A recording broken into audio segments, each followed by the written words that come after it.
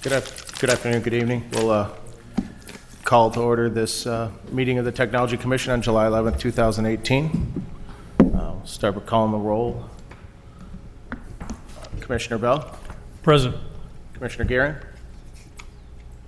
Oh, present. Commissioner Johnson? Here. Commissioner Lewis? Here.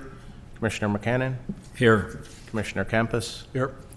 And Commissioner Milani is here. Our first agenda item for today is approval of the meeting minutes from the Technology Commission on April 17th, 2018. Anybody have a motion to approve or any changes? No, I have a motion to approve. Second. Motion approved. Moving on to the next agenda item, approval of the Technology Commission meeting minutes from May 31st, 2018. Any changes or a motion to approve? A motion to approve.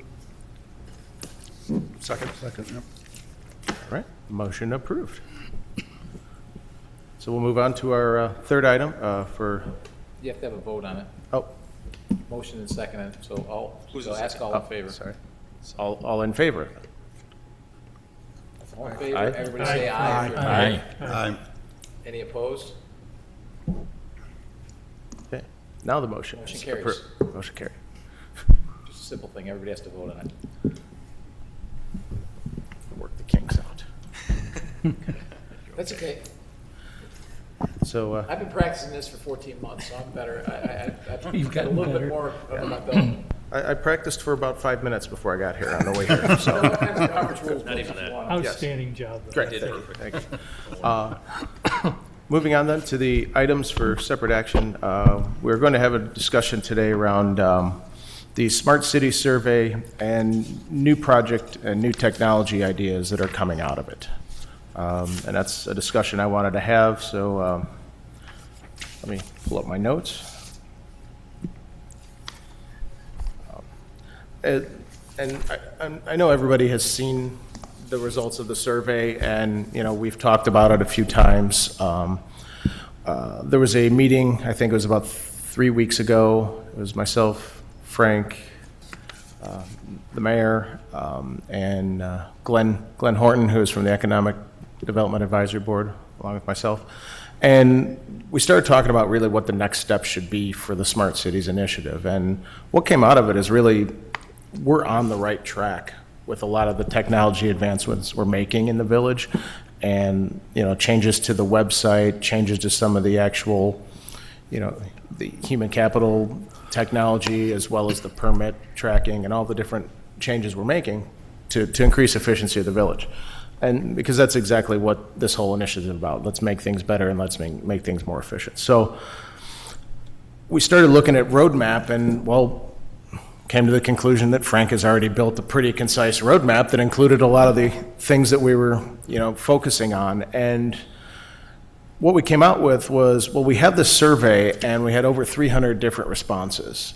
So there's enough information in here where we could start categorizing some of the responses we got back from the citizens, and actually start looking at what maybe some of our next steps and next actions that maybe we're not pursuing at this point are. So I went through the survey with that thought process in mind, and there were several questions that I looked at. One of them was, which service would we prefer to do in person? And that was kind of a mixed bag of results, because I think some people might have misread the question and thought that they meant, what would I like to do not in person, right? So they gave some advice and some insight, and we were able to pull out some good information out of that question. I also found out that, people are more than happy to accept text messages and emails, different phones, phone calls to get information. So they're willing to use different technologies to get information. And I also noticed that, there are additional services that they're looking for on our website. So what I did was took all of the free-form notes out of these 300 responses, which was a lot of material. And I shared it with Frank, and I'm going to share it with everybody after the meeting here, so everybody will have this as well, so we can start looking at this and go, okay, well, what initiatives do we really need to start looking at? What technologies would help foster these initiatives?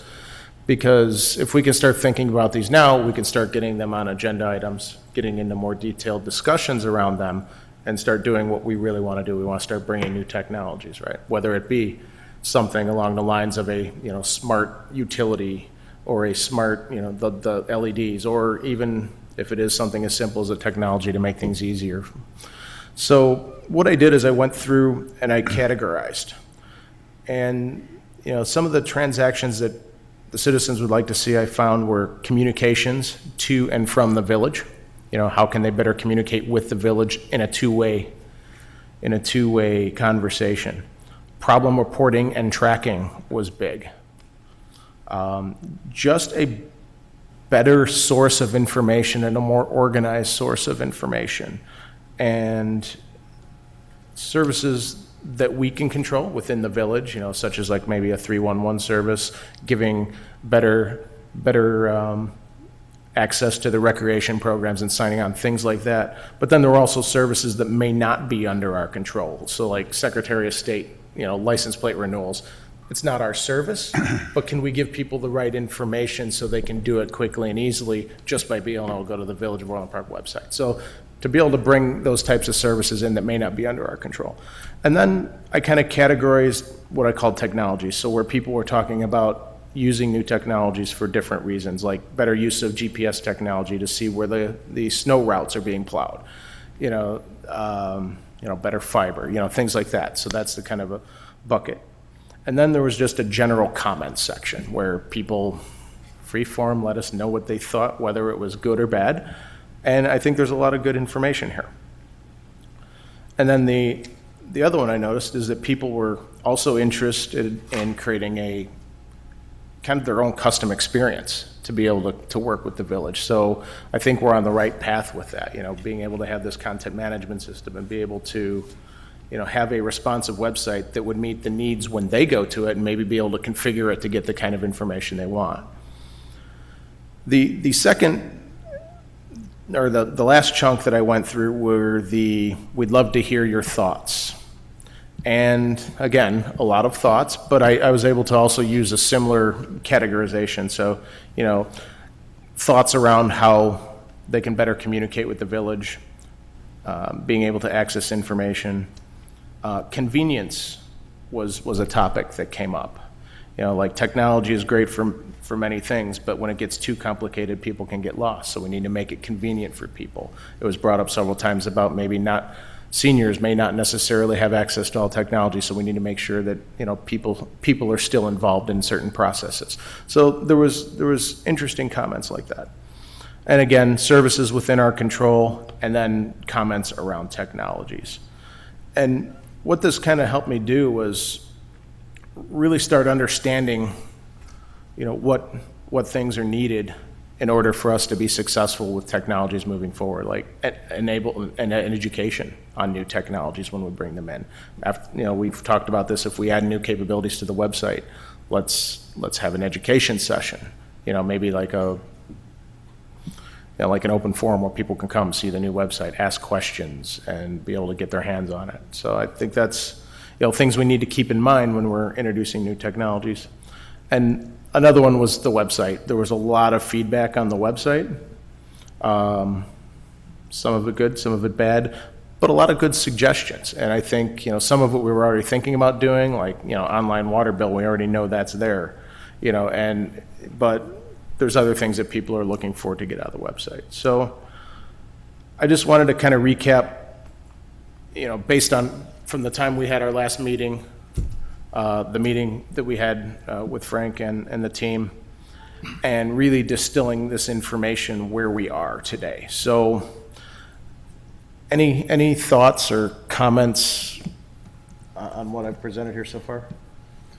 I have a couple, Okay. As I read through the surveys, it seems people don't know that we have these amenities available to them. They don't Yes. know that they can buy their vehicle sticker online. It's there. That website's hard to navigate, right? Right. They don't know they can pay their water bills online. They don't know they can what else can they do online? They can register for certain alerts and things of that nature. So those are things we'll make sure we bring to the forefront. And we'll do a campaign every month. Hey, did you know? Something like that on the website. If you've been watching the website, you see it's a little bit more flashy and splashy. All we're doing is changing the relevant topic that's going on, Right. the Explore 64 or Market in the Park, or it's getting away from that just stale picture slide to actually what's going on this particular week or month. The PIO's office has been doing a lot more with their pushing of announcements, what's going on in the village, whether it be the police department, hot dogs with the cops, or roll call. The PIO office is very much engaged as of lately to make sure we're getting a message out there to the residents. It's that civic engagement. We're seeing the comments. We respond to those comments.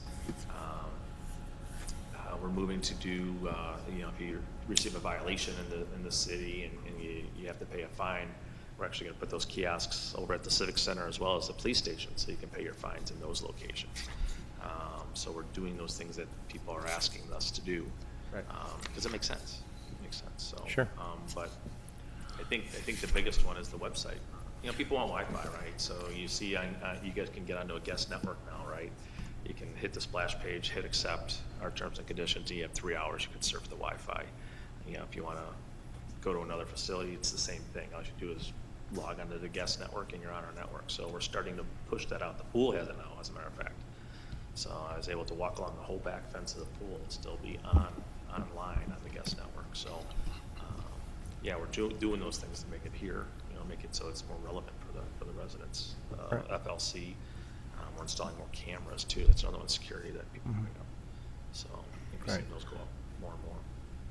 Yeah, no, definitely agree with that, a lot of these services, as I was reading through this, it's like, okay, we have these, We just do. but a good it's, job of could be next to impossible to find, and people don't know that they're there. So I think, the idea of, starting with the website is a good first step of this, bringing that stuff up there, making it more relevant where people can access it, and then announce it and market. Marketing is key when you're rolling out new technologies, because if you don't market and people don't know it's there, people don't adopt, and then your technology just sits there. So, adoption and advertising is going to be key. And that's why I think, enabling people and helping them understand the new technologies, even the ones that are already there, I think are going to help us, succeed with this.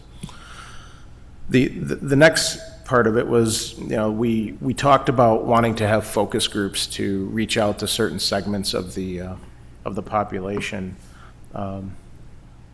And I don't know if that is something that we're still looking to do, to have conversations like this, or if this is, something that maybe we could revisit at a later time because we got a lot of information out of the surveys, or do we, what, I guess, Mayor Peacock, what's your thoughts on that, since? I'm here to listen to your guys' thoughts, so. Yeah, you guys will be running those mini forums, whatever they are, and Right. and Whether it's you or the- soliciting the residents for their feedback. I think you have a good starting point here. I think you wanted to get to be between 300 and 500, if I'm not mistaken, right? Right. And more come in every day. Actually, I had someone mail me one. They actually literally mailed it. So, I think then we we've give- had then we- 5 of That's why they those. were big on technology. Yeah. So and actually they want to participate. So they Right. so that was pretty nice to see that. So they don't use the technology, but they do want to participate. So Right. so So, people are hearing about it at least. So that's just the list of you have that have taken the survey, correct? Correct. Is there some kind of list they're putting together that we would be able to market to people? As far as the Village of Orland Park, or? yeah, we have the list. I think there's probably about 75 people that actually said they'd like to be contacted either via email or a phone call for either more information. I didn't see the correlation of whether or not they checked off they want to be involved in a focus group or not. But we could probably run another report and be able to get that. So I think that we could probably start looking at that and, deciding if we want to do focus groups, which people we'd want to reach out to, or even if we just want to have conversations and get more feedback, that would be a good. You have 76 participants from the survey that said they'd be willing to do beta testing of these. On the website itself, is there any kind of opt-in for a mailing list? There is today, yeah. Yeah. Yeah, it's buried, but it's there. Yeah, So with the new website, we're going to put that front and center. okay. And that'd also be, by the time we get the website up, that first iteration should allow them to have that custom experience where they can choose what they want to focus on when they come to the website. If they want to be, if they're a young family, they focus on rec. They want to see how the rec programs going on. We'll make it so that the rec activities are more relevant. The calendars are more relevant. The texting or emailing them is more relevant. Versus maybe the older population who's more conscious around, what's going on with the police department, what's going on with, the streets, or the snow plowing, where the younger families may not care so much about. So are there plans to do like blast emails to those people that join or opt into the website? That'll be part of that, yes. Okay. So, and that'll be restricted to that group. You can decide you want to opt into all emails or just what's pertinent to Okay. your particular experience, your needs. So I have a question, right? So I think in the March timeframe, there around, I think some of the commission members participated on a supplier demo software. Correct. I think there was another candidate, at least one other company, I think, that may have been involved in the RFP, RFQ process. Yeah, we interviewed 7, Okay. so. So I haven't heard any kind of update. Has selection been made, the decision moving forward? We've got an effort right now to try to understand what some potential opportunities are, public interest, where the appetite and the hunger is from the community. How is this going to dovetail into the future state? And I guess we kind of need a roadmap so that we're in proper alignment with the actions that we're taking place and pushing forward so that they fit in nicely with the overall project. Mike and I talked, we're going to bring that up in the other area, but we can bring it up right now. So we went with West Corporation. They seem to have the best website, not only from a user experience, but from a back-end experience. So the contract's been inked by our village manager, Joe Lamargo. It's in our finance department, who is kicking it over to West Corporation so we can do a realized kickoff, which I hope to do that next week. Once we get started doing that, then we'll start building together some wireframes. From the old website, we've already taken off the necessary information we need to bring back on the new website and hopefully have a little bit better file structure to it. But it is going to be built from the ground up. It's not going to look or feel like it does today, by no means. So is there an opportunity to share the project plan once it's been developed with the team here? So that we Absolutely, can. and I will encourage you to try to participate in some of the wireframes. Okay. So you could take a look at them and say, I like A over D, Y, or those things. The other reason we went with West Corporation is because they provide a guarantee.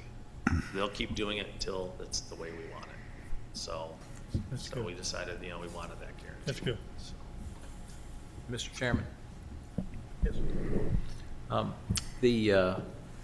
And what Frank just said about you guys looking at the wireframes and looking at that, I think that's critical because getting your input on that is great because I can tell you that the board, their input's going to be last second and not reviewed very deeply, and some will have a different understanding of technology than others, so they'll have an input as well, but getting your input's going to be critical, and maybe, my suggestion would be is have this group look at it first, so when it goes to the board, and when it goes to the board, say, hey, we've already had the Technology Commission look at it, which means they're going to, already know that there's been a lot of thought behind it, so there's not as much change going forward. So I think that's a excellent use of the resources of this committee to make sure that's right, because I think we've all seen, if not from the survey, but certainly from personal experience, the inadequacies of what we currently have.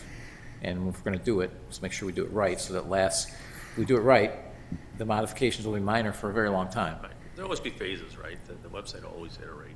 So, but to that point, True, but the base of let's it get the won't 80-20 change much. 20 rule in place Right. for sure. Yeah, I definitely agree with that. I think we have enough of experience here between the group that we definitely should be able to give some good opinions.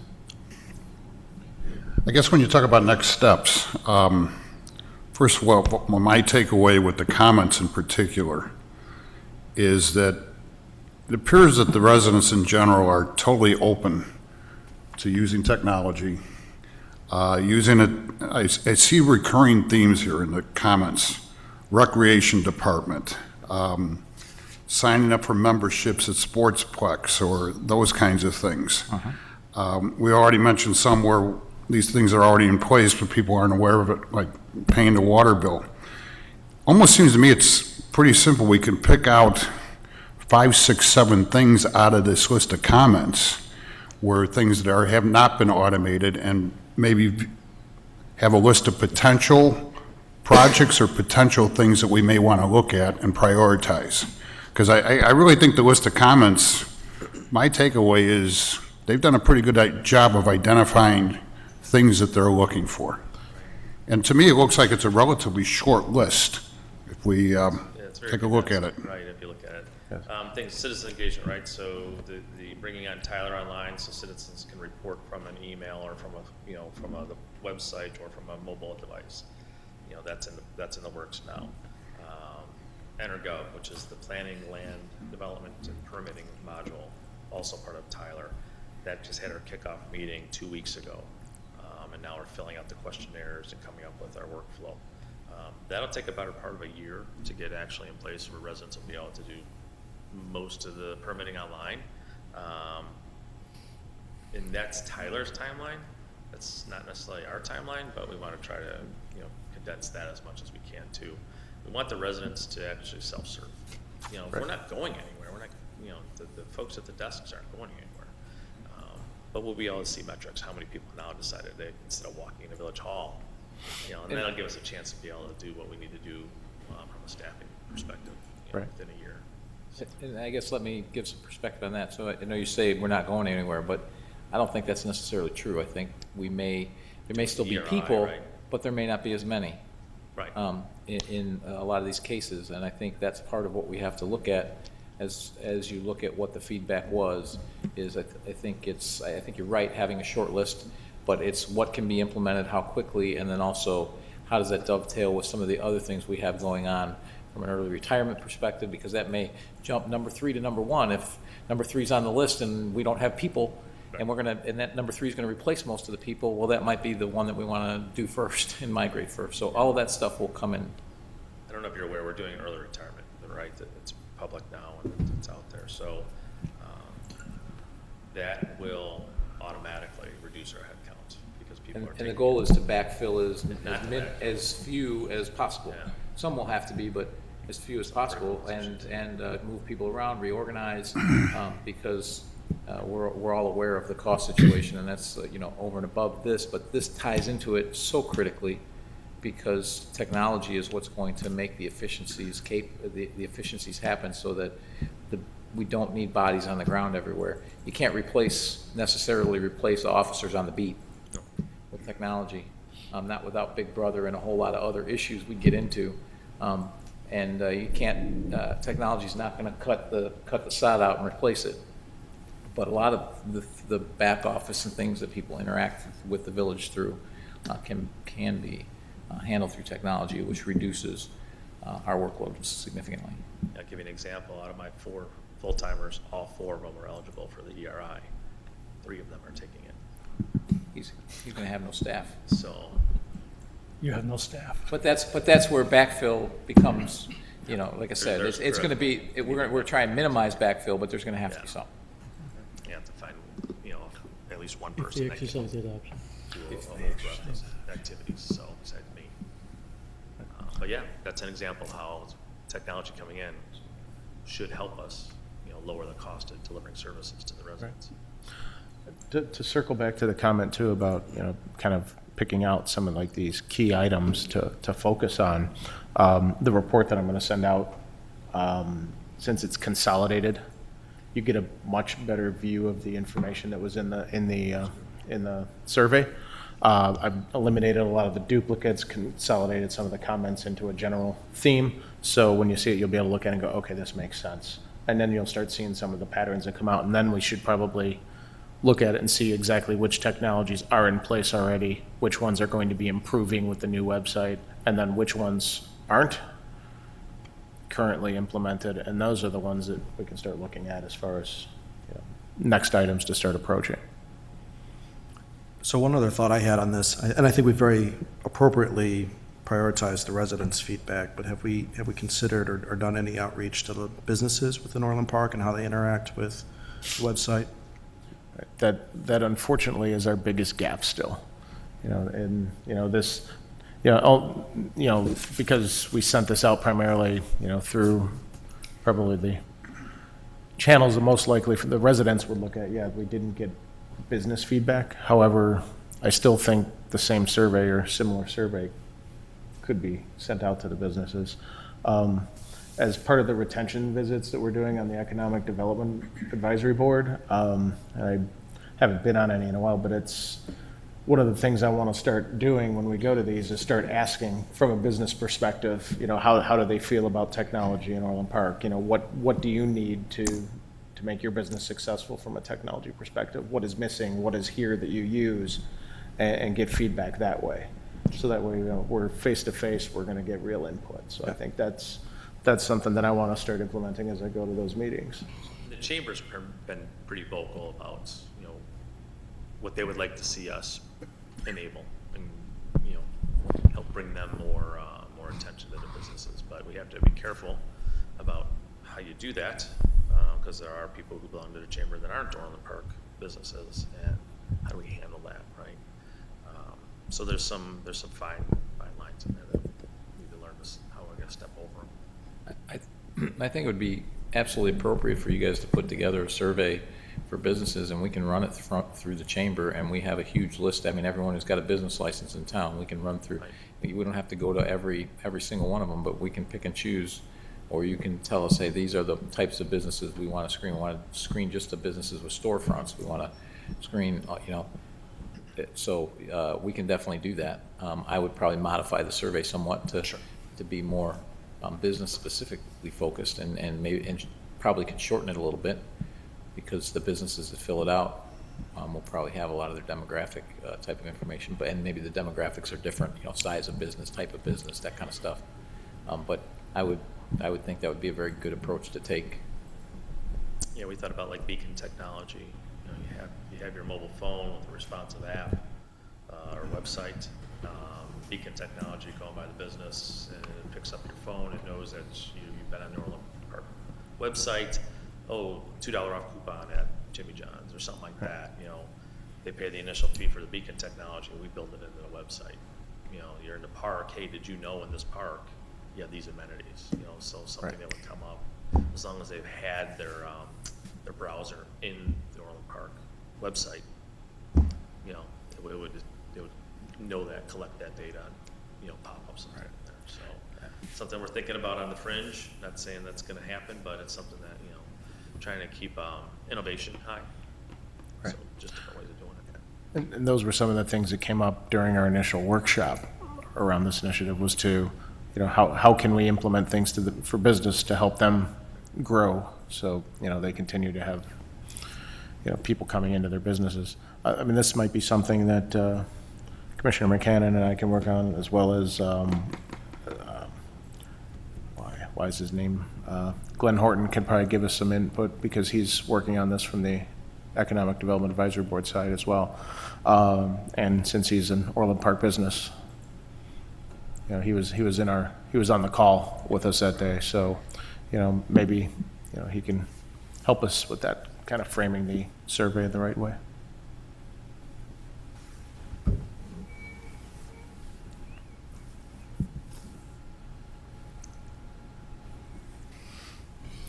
So, Mr. Chairman, I have an observation and I guess and a question. One of the things that kind of stood out as I looked at the survey results was the perceived lack of value in the kiosk, right?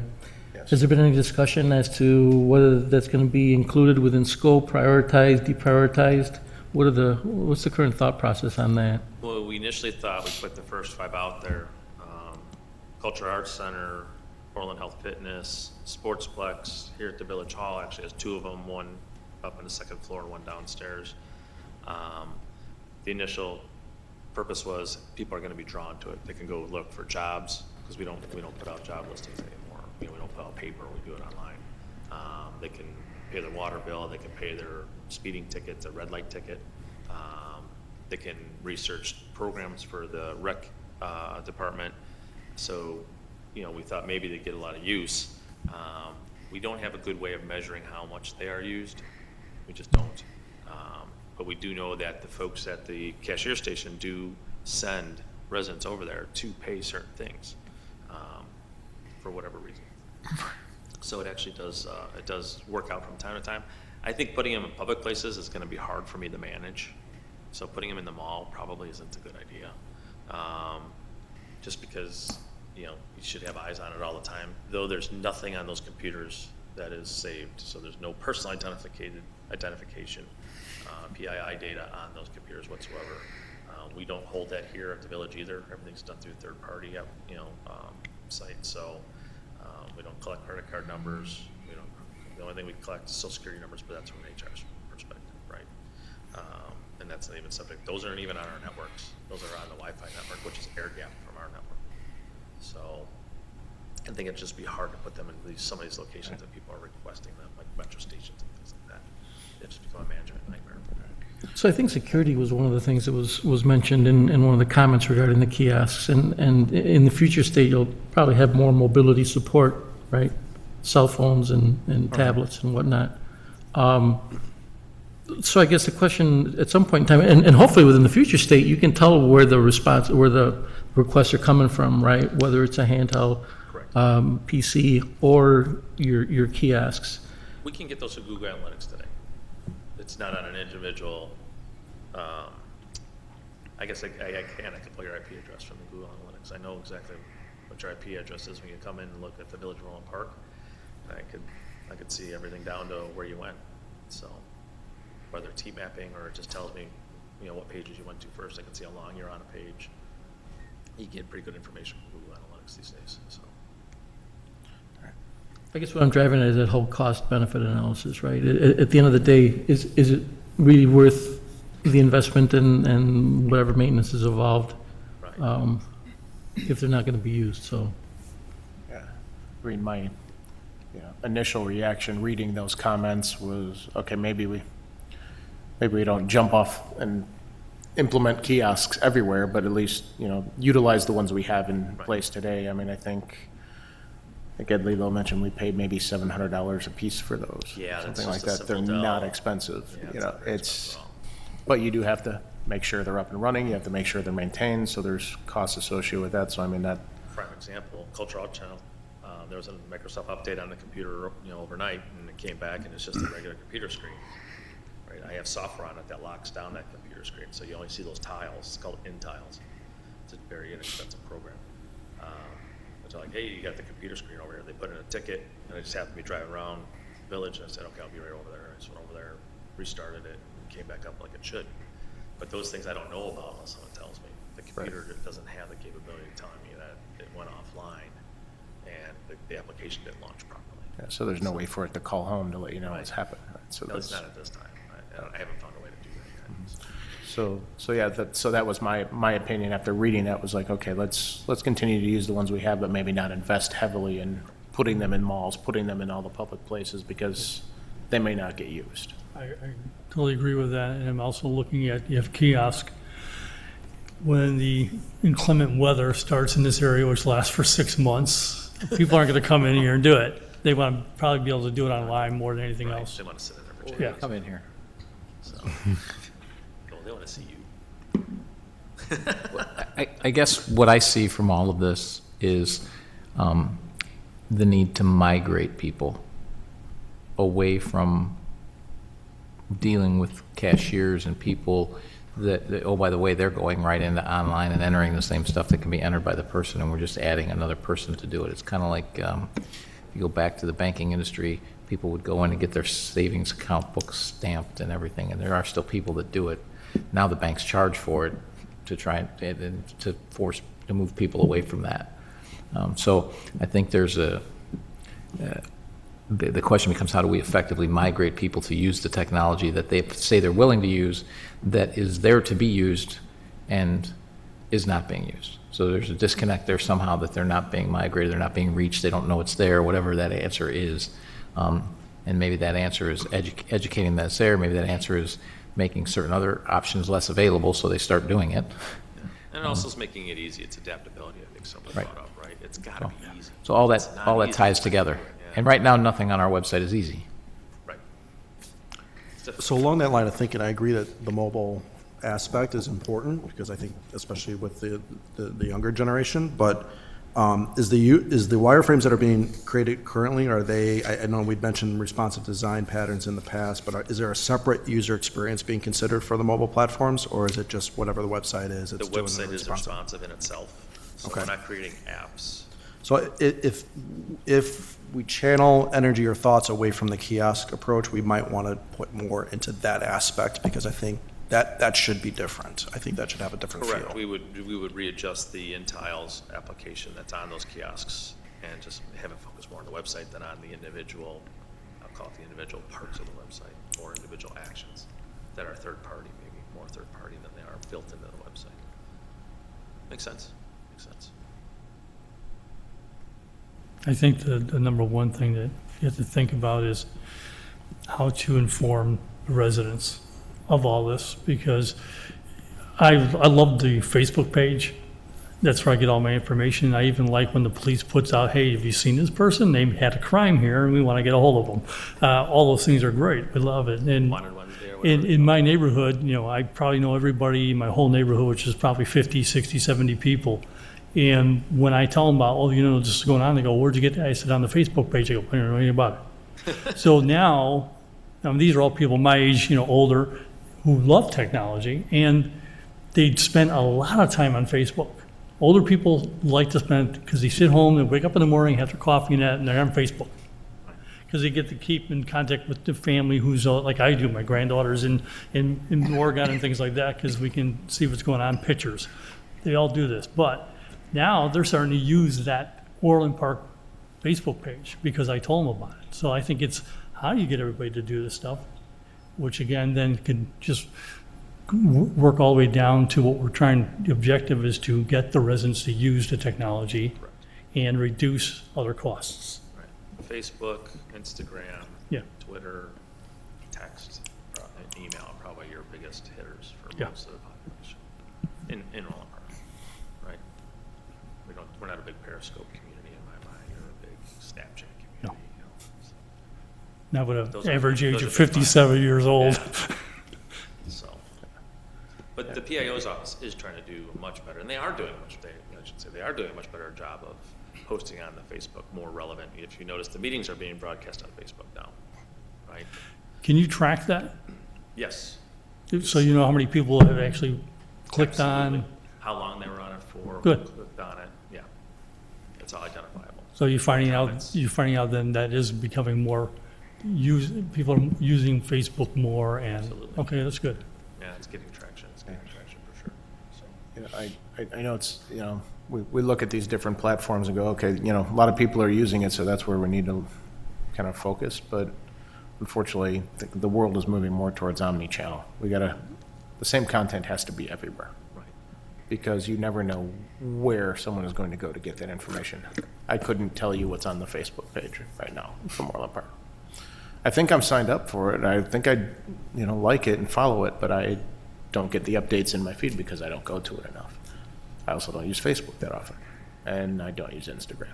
So it's, we need to make sure if we're trying to touch as many people as possible, we kind of have to have one source of content, but find a way to make sure that it's getting published at the same place at the same time. So if this content management system that Wes provides has the ability to also post to Facebook, let's say you post a new article to the website, does. and then it pushes out to all the social media. Yep. Not only does that eliminate the need for someone else to go do that at each site by themselves or use Hootsuite to set all this up to Today. push it out, Right. which is a pain because you have to go do it. Right. This, you do it in one place, it pushes it out, sets schedule, life is good. Now we're hitting multiple channels. It's going to show up on the mobile device. It's going to show up on the website and all your social media channels. And they That's- demonstrated that in the Yeah, demo. I think they might have. With everybody, so, yeah. That's another reason why we selected them. It's Yeah, easy. it's very nice. It's easy for us. So. So just to follow up to the mayor's comment regarding migrating people and user adoption, often a big deterrent to transactions online are these convenience fees, right? Right.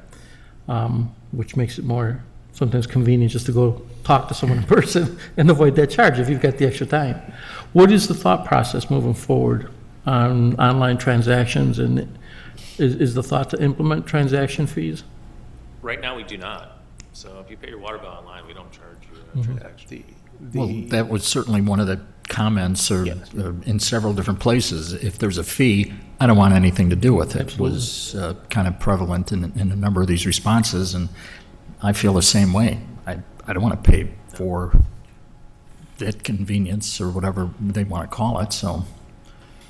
I think that's something that, you know, the board needs to have with the finance director and see how they want to go about So that. convenience So, fees have never come up as a conversation because I think the recognition is that we benefit from them transacting online, and the goal is to migrate them to online, which saves us much bigger dollars in the form of personnel and pension costs that we can't control.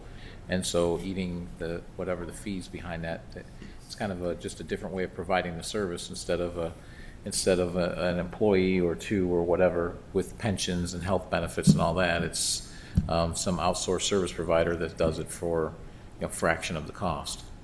4%. There's a caveat to that when you're doing the large-scale planning and you're putting in a home and you got $10,000 in permit fees. I'm making up numbers. You know, we can't absorb the cost of the transaction fee on that. That's pretty big, right? So they'll either give us an e-check or a check, or or if they want to pay the convenience fee. So we need to know where we start and stop with the convenience fees. Maybe we don't charge it for water bills. Maybe we don't charge it for registration for programs, but when you're talking the large dollar numbers for the planning team, it's probably in our best interest to think about that and know where we want to charge them and where we don't want to charge them. So. Right. Yeah, I think one of the things we've talked about in the past is a joke, but it doesn't necessarily sound like a bad idea. If you want to come see a cashier to actually transact, like to pay your water bill, you can pay a convenience fee there instead. You know, it's Just like a bank. you know, can almost force them to go to a mobile or a website to be able to transact. You know. Right. I mean, people are still going to come into Village Hall regardless. Right. They just are. And that was one of the themes too, that some people just want to have that human interaction when they're doing something. They want somebody, because they feel like if you're taking the people out of doing business, that it's kind of impersonal. Right. You know, so. Good. Any other thoughts, feedback? So are there any services that you wouldn't transact electronically? I mean, you brought up a good one with high dollar value transactions, right? Right. And maybe those may not be appropriate. When someone has a tight deadline and they got to pay today, or they pay a penalty, I want to hand my check to a human, right? I want that thing stamped. But aside from that, are there any types of other services that probably wouldn't be appropriate for online transactions? I can't think of any, to be honest with you. You know, most everything's our relatively small dollar amount, under $500, probably, right? So, I can't think of any. Why would we encourage people to come in if they didn't have to?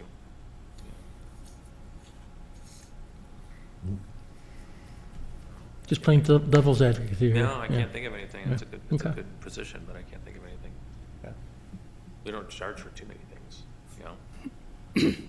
So, I mean, I think, there was some comments regarding the recreation. They want to be able to purchase pool passes online and things like that. I believe if you're part of the recreation ActiveNet, you're inside ActiveNet, which is our application that controls the rec department and the fees and things of that nature. I think once you've validated your residency through your driver's license and your water bill, and then you're in ActiveNet, you can buy whatever you want, and it knows you're a resident. I think if you go buy a membership to Sportsplex or to Orland Health Fitness, they have to double check. So they have to make sure that the address falls in line with where you live. They actually look it up in our GIS to see that it's, it is within the boundaries, whether resident, non-resident. pool, a lot of people like to buy those pool passes online. But one of our fears is that there's gonna be a lot of non-residents that sort of get through a loophole. So how do we close that loophole? That's a tough one. I would love to have it online. You know, we have a lot of cashiers that are down at that pool. A lot of kids down there. They're not high dollar amount kids, but there's a lot of kids down there that probably don't need to be down there if you can buy your pool passes online and have it on an app and just go through the door. I mean, You that, know, have it just like you go through the airport, right?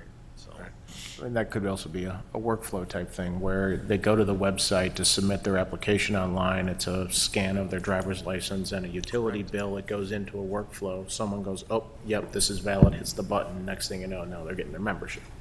we are implementing Laserfish soon, which is going to the board on Monday. So that is probably one way we can control the flow within the website. And store that document, have that document. So.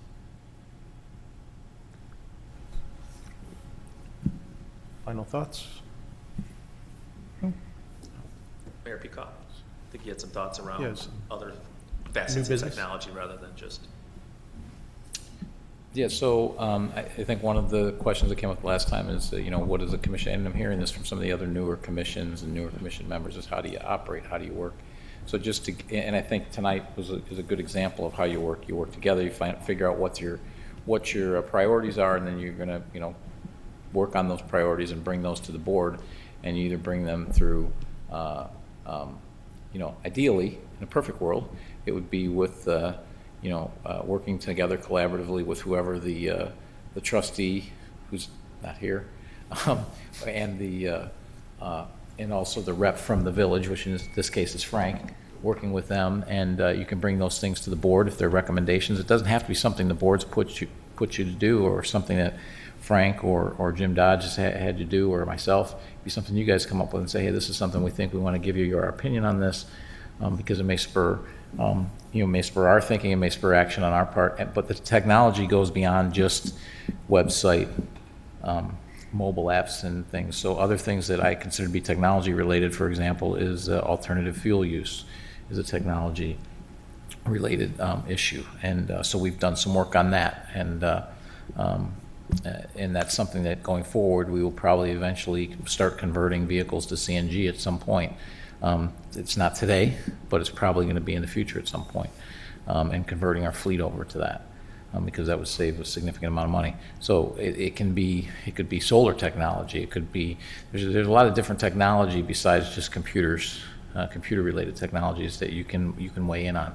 So all of those things I think are critical, and love to get your thoughts on it. And if you see ideas, have ideas, if you haven't figured it out yet, you will, that government doesn't move real quickly. In fact, people can say it turns like an aircraft carrier. It turns like an aircraft carrier in dry dock is how it turns. It's pretty slow moving. So getting these things out in front may take, years to get something done. But just getting the conversation started so that it can happen, so that the legwork is done when the timing is right, is important. So that's where all of that stuff is welcome, and that's what I'd like to see. I certainly want to see from this commission, and that's essentially the way you would work is through the reps from the village, but also through your chairman, and you as a board would take those votes and say, hey, Chairman, bring this to the village board, and you can come speak on it.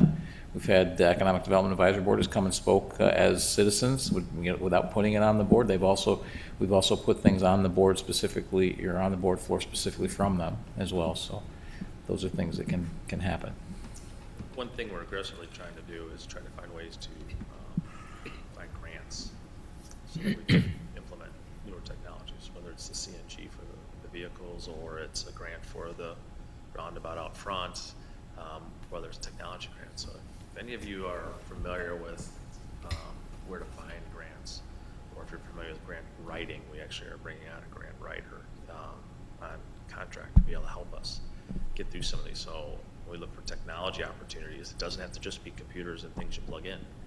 Is it something that's a cool technology, a windmill technology, a solar technology, something that may say, hey, we can LED power the whole streetlights. purpose. Yeah. streetlights, LEDs, right? You know, we're putting in LEDs, can we control those LEDs? What type of control do we have for those LEDs? You know, can we change the color of them for St. Patrick's Day? Can we change the color of them for Valentine's Day, Cancer Day, those types of things? Is that something that we want to do as a community? Those are all fair game. It's not just, and then we could bring those departments, we could bring the dev services team in to talk about that, answer questions. We could bring in public works team to talk about that, answer questions. So they are not always looking at me. But yeah, so keep your thoughts pretty broad. Focus in on those. Yeah. I feel that anything you guys can bring as a topic for the agenda is fair game. I mean, we'll more than happy to put it on the agenda, and that hopefully, after seeing the results of the survey kind of consolidated and condensed, maybe we'll have more of those discussions. And if you guys come up with ideas, let us know, and we'll get them on the agenda as an item. I think we should agree on maybe the top 10 or 15 things from the survey and actually give it back to the citizens. Say, here's the things we've seen most momentum come from, and publicly announce it. And say, okay, here's the things we're focusing on now and why we're focusing on them. And here are some great ideas that we're really going to try to move forward on. Right. Make sure they understand that we listen to them. Is there any way to do that? Have we thought about that? I mean, is there a way to do that now? I think that's a real good idea. Otherwise, how many, Mike, 300 people that responded, well, no, I didn't hear anything about it. Nobody told me that they saw what I heard what I had to say. So I top 10, good idea. Keep it simple. Here's the top 10 concerns or suggestions of the survey, and get back to everybody. Is that a simple thing to do? I think it's a simple thing to do. It's a simple thing to do. You can also go, you can also submit it to the Prairie, Right? and they That'd be probably really run it, and good. that hits every household in Orland Park, so that's another way to get it out there as well. Or what about, we're talking about like talking to the full board, just have one of us as a citizen can just come up and say, here's the top 10 that the Technology Commission, the survey learned or gleaned from everything. Simple things, as simple Right. as possible. At And- least get it and- on the record that way. And my suggestion would be to work, since this is a joint venture between the EDEB board and the Smart City Initiative, I think you'd behoove you to, and obviously Mike is on both, so this isn't that difficult to do, but to, bring that across both boards and come in united like that, where you have 14 people say, hey, this is, what we think these are the important things to do for the community on smart cities, and then that will help inform us, on, are there areas, back to budget and finance, and, Frank could tell you, I said last year, I flat out asked him, how much can you eat in a year? I think those were my exact words. Because, I was prepared, despite the budget difficulties we're having, we have such a low spend on technology that we needed to amp that up, and whatever we can swallow in 1 year, we needed to do. But we don't need to budget more money than we can actually do. So, but this would help us prioritize for the next round that's coming next, from what we've done already. Yeah, and one of the big items for next year is a human capital management system, right? So, an HRIS system, we're paper-based today. We would like to be able to have it so that when you're onboarding, it has a connection to the insurance companies, an API. It tells the insurance companies, oh, here's the insurance plans I selected online, I self-serve, pushes it to the insurance company. Then there's no swivel chair between the folks in HR processing it here, processing here, processing here. So we want to make that ecosystem so it's simple for the employees and easy. And literally, you start getting rid of this paper pushing that we're doing all the time. Spreadsheets, errors, rework costs tons of money. You guys all understand that. So Frank, a question, like how would we best go about educating ourselves on the operations and processes internally within the village, just to understand, because as I'm thinking about hearing ideas and innovation, that's all great, but sometimes innovation really comes from having a need or a challenge, right? And I don't know that I have a complete confidence that I understand what the challenges that the villages face. So is there, I don't know how to best go about that. Do you have any thoughts on? Shadowing program. You come in for half a day and sort of take you through a day in a life. That'd be great. If we do that, I've never done that in a, corporate, or in this environment, public environment, but have you come in and sort of, here's what finance does, here's what public works does, here's what ComDev does, and sort of say, okay, here's, and we're starting to produce videos on that actually now. It probably doesn't get into the nitty-gritty dirtiness of it, but the videos are 60 seconds to 90 seconds. Here's what this department does, and they're putting it on our YouTube channel. So residents get to see, hey, this is what happens in public works. Here's what happens in the police department. Here's what happens in the IT team, those types of things. Just more of a PSA type scenario, but to learn what you're looking for, you Yep. really need to be here. That'd be great. Yeah, you need to be here. I'd welcome that. So that helps from a functional perspective, kind of understand what the different groups do, right? But when you talk about, you've got a paper-based HR system, that's process-based, It is. right? And so I think ultimately to find out where the opportunities are, it's understanding what the processes are, what are the process gaps, what are the time-consuming, cumbersome activities, and that takes a much deeper dive than I think that we might get from a high level, here's what the different functional groups do. So how do we bridge that? So the village has implemented the Lean Six Sigma Greenbelt process for all the departments. Who was that led by? What's Who was that led by? Who's that led by? Was that an external company, or was that somebody internally that's It's internally. Greenbelt certified? Northern Illinois University is the one who Okay. actually leads the effort to train everybody. And before a Greenbelt project can be signed off on, the instructor from Northern Illinois University has to give it its blessing. Okay, And then he follows the project along as it goes through each of its phases. And then actually at the end, when they do the sign off, the Greenbelt project was successful and now carried on. It's his blessing that goes on the end of it. And it's uncovered a lot of opportunities with HR as one of them, with the turnaround of planning and permitting. They've expedited and turned around the times it takes them to approve a plan and a permit, things like that. We've used it for salt, so salt accountability was one of the Lean Six Sigma projects. Do we need to put so much salt down on the streets? Can we use more beet juice? What's the cost-benefit ratio of the beet juice versus the salt? If you ever see those lines in the road, that's beet juice. That's to help cheaper than salt. lessen the adherence of ice to the roads, right? And it's easier for the plows to come and pull it off if there's any snow that's on there. So, but those are projects we're working on. Now, the balance is doing the day-to-day job and spending 8 hours a week on Six Sigma projects. Is that's a trade-off. They just don't have 8 hours a week to spend, a couple hours each day working on that. And it's not always 8 hours, but. I'm gonna be right back, 'cause I'm gonna show you something, I think it's gonna illustrate. And we are also the 311 Center, right? One of the black belt projects are where we're having one, Jim Dodge, Trustee Dodge is a black belt, so he oversees all the projects. He makes sure they pass a litmus test from his perspective. And then 2, we're also training one black belt on staff. Okay. And his black belt project will be a 311 center. So we will have a single source to call, and that person will be cross-trained in called multidimensional and multifacets of the organization. Say they'll be able to answer parks questions, they'll be able to answer public works questions, they'll be able to answer sewer questions. Whether it's scripted or it's just through dynamic training and cross-training, we want people to have first call resolution if at all possible. But if not, let's open up a citizen request and get a ticket and start measuring it. How well are we doing? So. Six Sigma and all that, I was in the military, well, TQN and all that, in Operation Squadrons, and all of this is just what we already do. Military from an operations perspective, I'm not talking about support admin and staff, I'm talking about the rubber hits the road, seniors, all of that stuff, it's part of how we do business.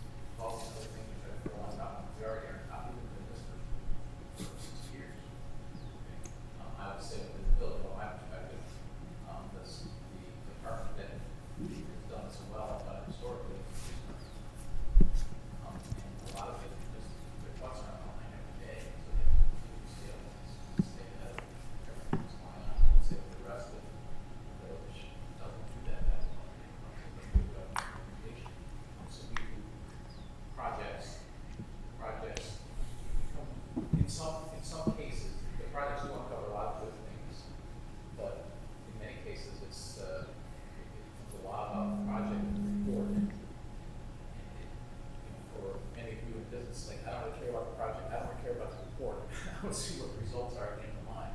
It's getting them to take the report, the work, and then implement it as quickly as possible. And the reason I agree with these, and Mike, you know about these, so these are our marketing materials. Mike, how long have we been working on these? Oh, since what, October? Yes, Well, October. yeah, maybe November? You know when they got done? They got done when ICSA was coming up, but we didn't have anything yet.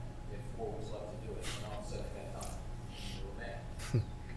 But we've been working on it for, and Stu worked on this for 7 months. And I think all of them would say, I think these are nice documents, they're good cut sheets, we learned what the market wanted from the cut sheets and all that, so they're good. And they're 1,000 times better than what we had. But I think most of you would say, okay, a week, turn this around, get this ready, and review and update it. That's what business do, right? It turns around and get it priority. Maybe 2 or 3 weeks, it wasn't a high priority. 7 months. So that's a little bit what we're operating at. So you're not just, it's not just about changing our processes individually, but it's changing the culture to where they think about changing the processes much more quickly and much more organized and constantly improve. As we change processes, the culture will improve towards that end. Things should start moving faster. That's just unfortunately that's going to take time. But having the pressure from citizen groups to do that is Yeah. And like, we do have the yellow belt, so that gets everybody in all the staff has to go through yellow belt training. And the purpose is to get them to think different. To think, Be part of the solution, not the problem. Right, and to Yeah. give them a voice. You know, when the employees have hey, if we're doing it this way, but we can do it faster, better, cheaper this way, the directors have to listen. Because that voice does carry, and that does help us become more efficient. So, and those that like it can go on to Greenbelt, and they can be part of a Greenbelt team. We sort of I call them a little bit of a SWAT team or crash team. Go in there and find out why something is the way it is. Start figuring out metrics around it and how to measure it, and then reporting. And that's really what we're starting to become more in tune to is that reporting every month, publishing those data points and saying, okay, here's how well we're doing, or we took a hit. Why did we take a hit? Was everybody on vacation in the month of July? Right. You know, those types of things. And let me add, how many of you have seen our comprehensive plan from 2013? Anybody? So, obviously I campaigned, so I read it, okay? And it was actually pretty well done, except for one thing. No metrics or measures to hold people against. So guess what? Most of the stuff in there never got done. Even the low-hanging fruit, a lot of it didn't get done. Some of it got done because it was part of the normal course of business, it was the right thing to do, but a lot of it didn't get done. And so our strategic planning sessions that we've had, and Frank's been there, I have repeatedly, and I will continue to say, this is worthless if we don't have goals and measures that everyone is held accountable for. And so that is being pushed heavily, that everyone, the village manager, the assistant village managers, the department directors, they will all have those. And so this is all part of the culture change and the mind shift that has to happen.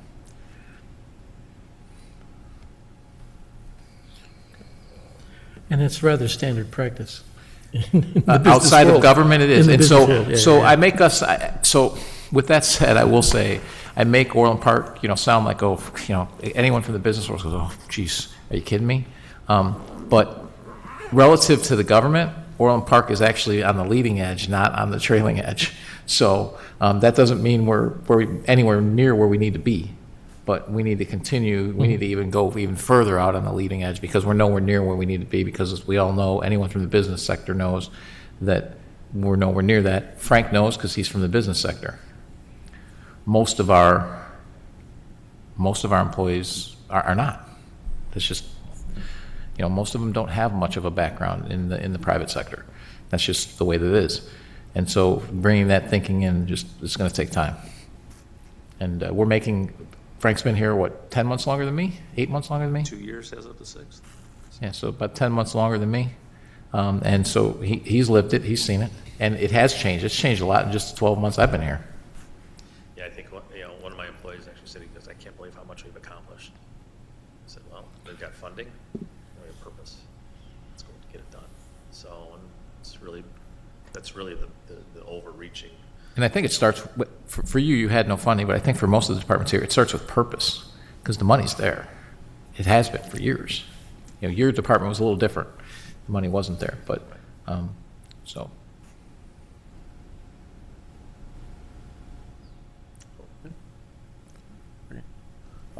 One last thing I wanted to ask about too, for clarity for my sake and maybe for everybody else's.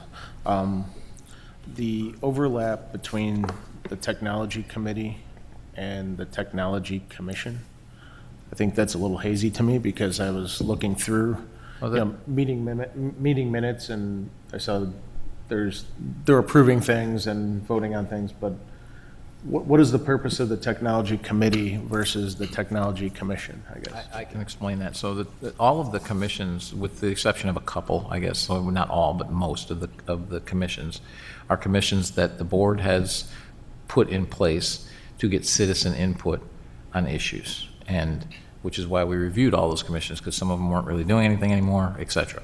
Was feeling the need that with all the technology we've got going on, we need someone that will go out and look at the website and do that stuff, because we don't have the board's not going to do that. He doesn't have the staff to do that. So getting that input is very critical. As one example, the technology committee, every department has a committee it's associated with, and what we've set up, and it doesn't have to be that way, but it's the way Orland Park has been set up in the past, and there's two ways for items to come to a board for vote. One is a committee as a whole, which would be any issue that comes to the board. And we still have issues that are time sensitive that can't get to the committee in time, and they'll come to the board, and the whole board discusses it, and then the whole board votes on it. The normal flow is that if Frank has something like, for example, the website, and there's going to be an expenditure that requires board approval, which it did, it's going to go to the technology committee with his recommendation. It may or may not have come through your commission or not. If he felt he needed your input, he'll bring it to you, but day-to-day business, there's all kinds of stuff that you don't want to see. He has to run through, it still has to run through us. So it will go to the technology committee, the three people on the technology committee, chaired by Jim Dodge, then Carol Ruzick and Kathy Fenton, ask questions, have a committee meeting and should probe these questions, then they vote. If the vote is unanimous, it goes on a consent agenda for the board, and that long list of things I read are things that the committee agreed on in total. There was no dissenting vote, and it goes on to the consent agenda. For those of you who've been to a board meeting, from time to time, mostly me, but sometimes other board members, but typically me, will pull things off of consent because I have questions, or it may be that it may be something as simple as the last time, not necessarily that I disagree with the decision, but I think the public needs to know. For example, we had one that had, we didn't choose the low bidder. Okay, so there were two bidders and we didn't choose the low bidder. So wanted to know why. We had another one where we were moving, we only had one bidder and we didn't have a second one. Do we want to go back out for bid? So wanted to at least get that on public record so that people knew what those questions were. So that's why I bring some of that stuff off. And then in other cases, I've brought stuff off and said, hey, I don't want to do consent on this. I want to talk about it. And we've actually tabled it and moved it and done more research on it. So there's an opportunity for any board member can take any issue that any other committee that they're not on, and the mayor's not on any of them, can go to any of those things and say, hey, I don't like what I saw, or I have questions about it, and they can ask those questions. But basically what it's a way to kind of filter the workload so that the board is not having 5-hour meetings, which is what they would be if we did a committee of the whole on every item all the time. Okay, so that makes sense. So the technology committee would agree on something, it would be pushed to the consent Right. agenda, and you just say. And it consists of 3 board members, and every department reports to a committee. Every board member sits on 3 committees. They sit on the same night, the 3 of them, and they rotate who's chairman of each one. So they're each chairman of one, but this way they only have to come to one committee meeting a month. So they come to a committee meeting before either the first or third Monday. So they'll come in at 6, they do their committee meetings, then we have their board meeting. And then the other 3 will do it the other one. And so the committees only meet once a month. So that can slow the process which is particularly difficult sometimes, I think, with development services because it slows down development and all that. So sometimes we'll go committee board same night.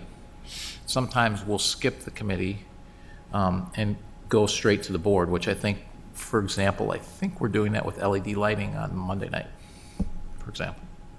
So that does happen where it's like, hey, we want to move on with this. Let's just bring it in front of the whole board and have the discussion.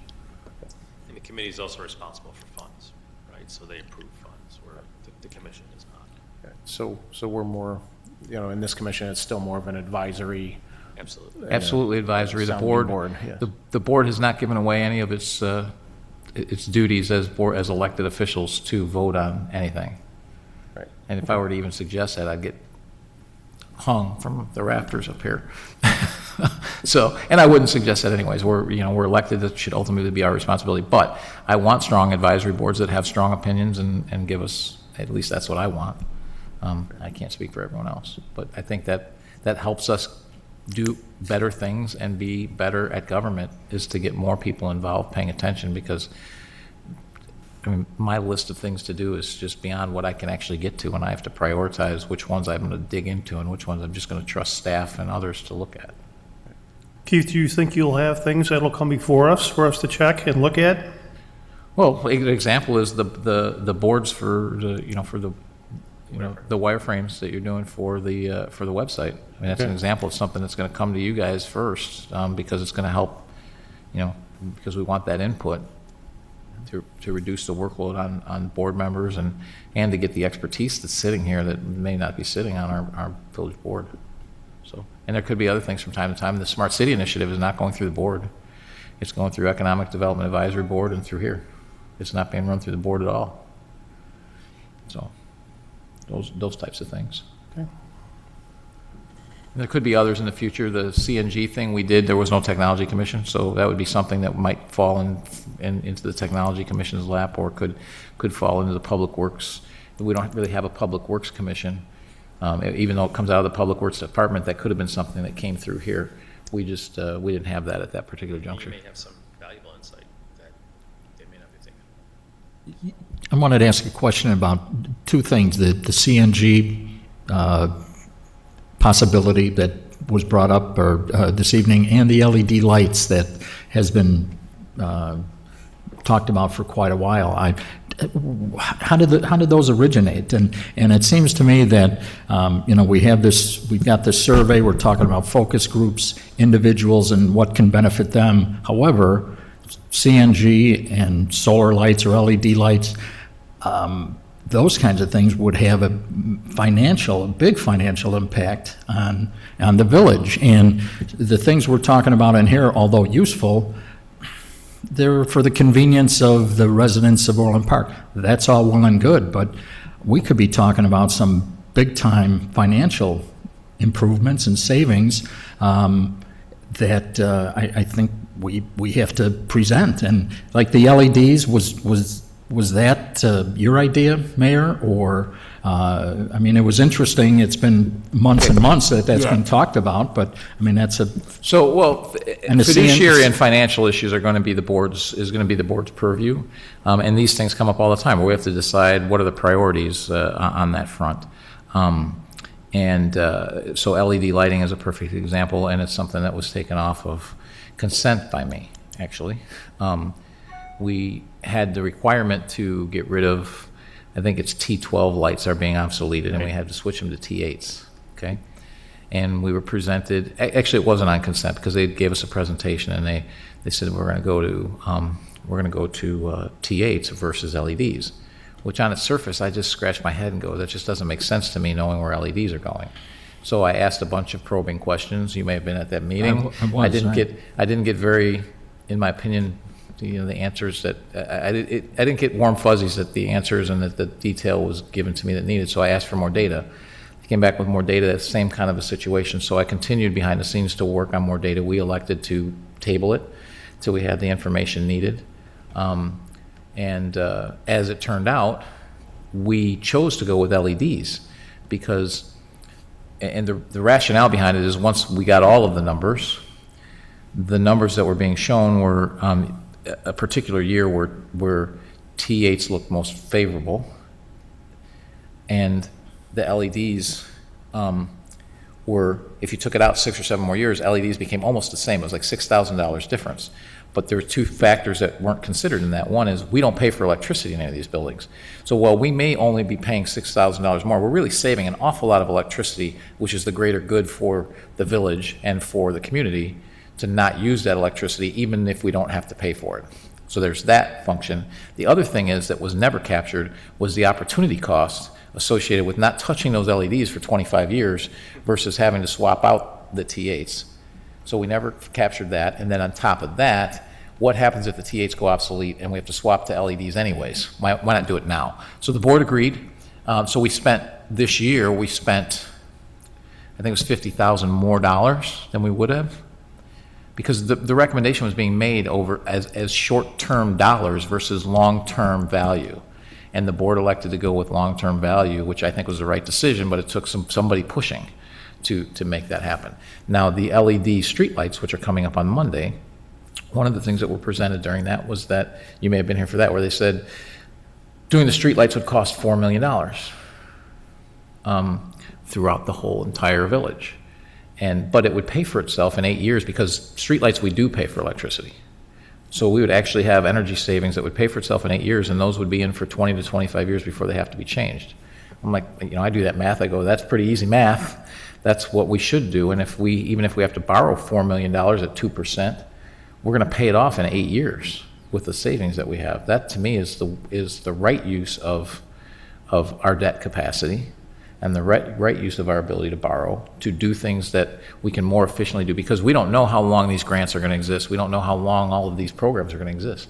So that's actually coming to the board floor Monday night to talk about that. So we went out for an RFP, we got bids and all that, and it was substantially lower. Won't talk about it tonight because it's going to come up at the next board meeting, but it's substantially lower than the $4 million that they said. To retrofit, instead of doing 300 lamps or whatever we do per year, do the whole village and be done. So those types of things are the things that the board has to, that's the board's job, is to dig into that kind of stuff. I understand that, but, where did it originate? Is it Public Works, or did just the... Where did what? Where did the idea of going to LEDs just for buildings and for street lighting originate? Was it, a contractor or a consultant came to the village and said, we can do this? Or was it an individual's idea? Was it Frank's idea? So the way this typically works is, so for example, our T12s, we have pieces of equipment that get obsolete all the time. They either don't work anymore or they get obsolete. In this case, the T12s are being mandated to be swapped over by a certain date. So we're forced to switch to a different technology, okay, by the federal government by a certain date. I don't know exactly what that date is. So they looked at, okay, what our Public Works did is said, okay, what are our alternatives if we go from T12s? What are our alternatives? Well, our alternatives are T8s or LED. So now let's go out and get pricing, and they got pricing on T8s and LEDs. And so that's what they did.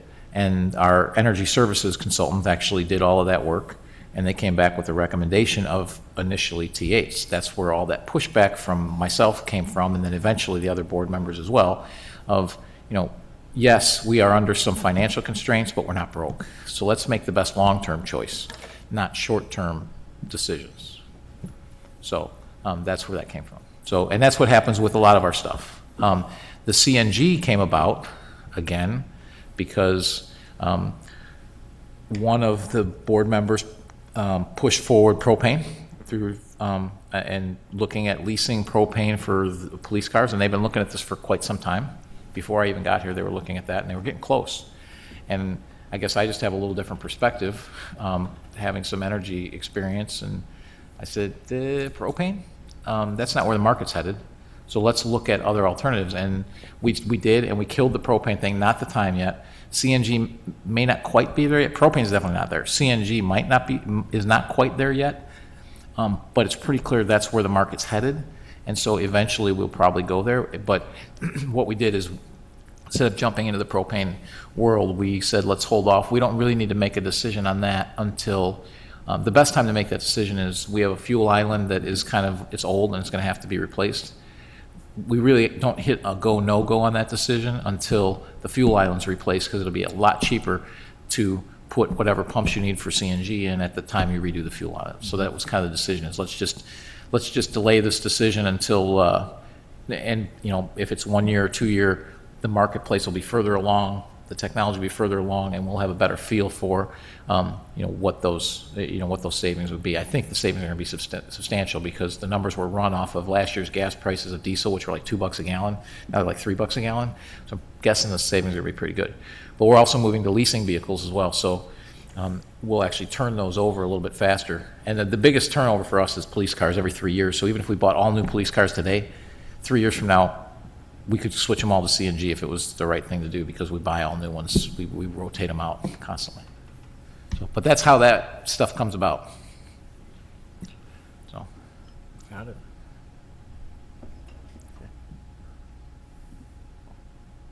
Thank you. Anything else? Otherwise, we will go ahead and adjourn right on time. motion to adjourn? Yeah, motion to adjourn. Second? We got our second. Motion approved. All in favor? Aye. Aye. We are adjourned. Thank you. Thank you all for coming.